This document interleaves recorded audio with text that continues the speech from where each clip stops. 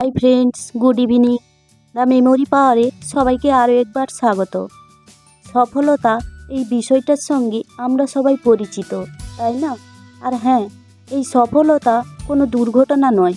এটি কঠোর পরিশ্রম, অধ্যবসায়, শেখা, অধ্যয়ন, ত্যাগ এবং সর্বোপরি আপনি যা করছেন বা করতে শিখছেন তার প্রতি ভালোবাসা।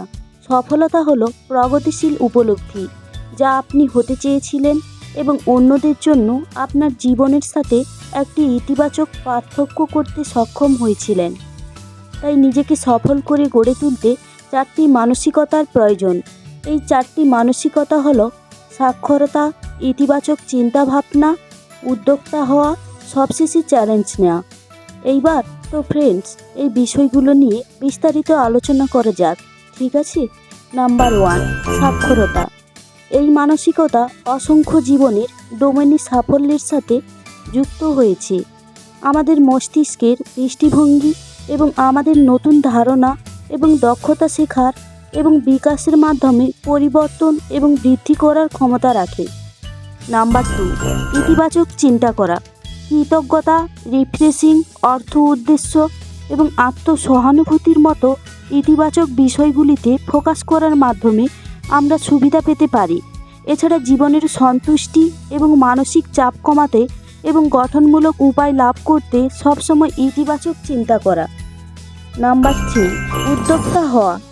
দক্ষতা এবং দৃষ্টিভঙ্গি এই মানসিকতা তৈরি করে, যার মধ্যে রয়েছে ঝুঁকির সাথে স্বাচ্ছন্দ্য শেখার ইচ্ছা, সমালোচনামূলক এবং কৌশলগত চিন্তা, নিয়ন্ত্রণের আভ্যন্তরীণ অবস্থান, উদ্যোগ, ভবিষ্যতের অভিযোজন, সৃজনশীলতা, কৌতূহল, উদ্ভাবনী চিন্তাভাবনা এবং মানসিক তৎপরতা, যোগাযোগ এবং সহযোগিতা।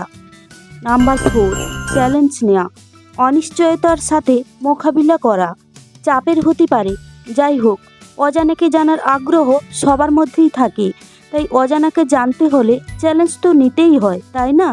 এছাড়া পরিবর্তনের সাথে মোকাবিলা করার ক্ষমতা, নতুন নতুন কৌশল খুঁজে বের করা। সবশেষে বলবো, যতক্ষণ না বিষয়টির ভুলের আসল কারণগুলি খুঁজে বের করতে পারছেন, ততক্ষণ পর্যন্ত স্থায়ী সাফল্য উপভোগ করার সুযোগ কারোরই নেই। আমরা যদি আভ্যন্তরীণ সাফল্য অর্জনের জন্য যথাসাধ্য চেষ্টা করি, তবে বহির্মুখী সাফল্য স্বয়ংক্রিয়ভাবে আমাদের কাছে আসবে। সবাই ভালো থাকবেন, সুস্থ থাকবেন। ধন্যবাদ।